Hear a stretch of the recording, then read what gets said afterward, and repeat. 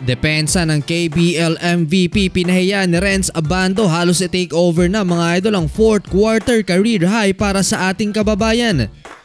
Ang Seoul SK Knights naman ang nakalaban ng KGC Anyang. Nakaharap ni Renz Abando mga idol si Jin Young Choi, ang pinosterize ni Dwight Ramos sa friendly game versus Korea. Kilalang national team player ito ng soccer mga idol dahil siya rin ang reigning KBL MVP. So far so good para kay Abando mga idol. 7 points sa first quarter, shooting 3 of 4 sa field. Step back baseline jumper by Renz Abando at open corner 3-pointer para itabla sa 14 ang talaan. Yun nga lang, sumagot si Choi at import ng SK Knights kaya naghabol ang KGC Anyang sa pagtatapos ng first quarter 28-20.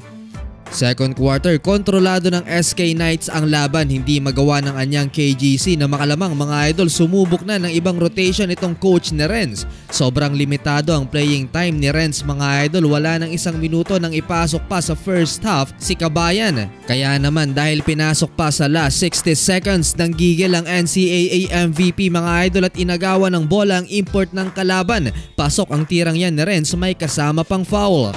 그러자 직접 붙여보는데 아반도가 리바운드를 따냅니다.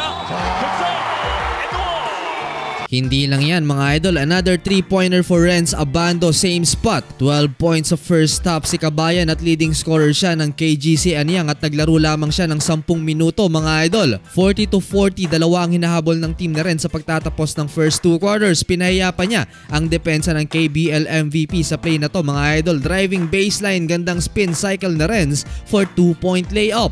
혹시 오늘 인터뷰를 하게 된다면 한번 물어보면 좋을 것 같아요. 네, 그래야 될 것 같습니다. 선수의 오늘 경기 첫 번째 반칙.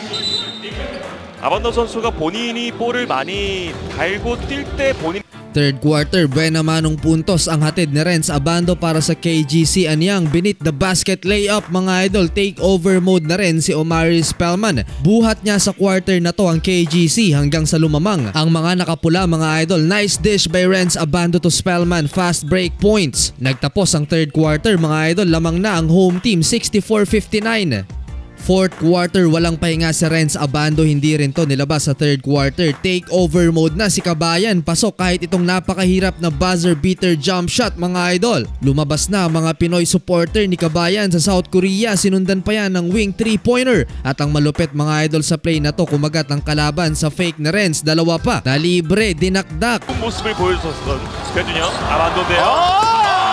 Wala na namang sinabi ang depensa ni Choi sa play na yon mga idol. Crucial din yung dalawang assist ni Renz sa final 6 minutes para sa KGC Anyang. Ibang klase ang effort ni Abando sa final quarter mga idol. Taas talaga ng vertical jump. Sa huli panalo ang KGC Anyang mga idol. 21 points for Omari Spellman at career high naman para sa ating kababayan Renz Abando. 21 points in 21 minutes. Shooting 9 of 12 from the field. May 5 rebounds and 5 assists pa mga idol. Player of the game rin si Renz Abando ngayong laban nila kontra SK Knights.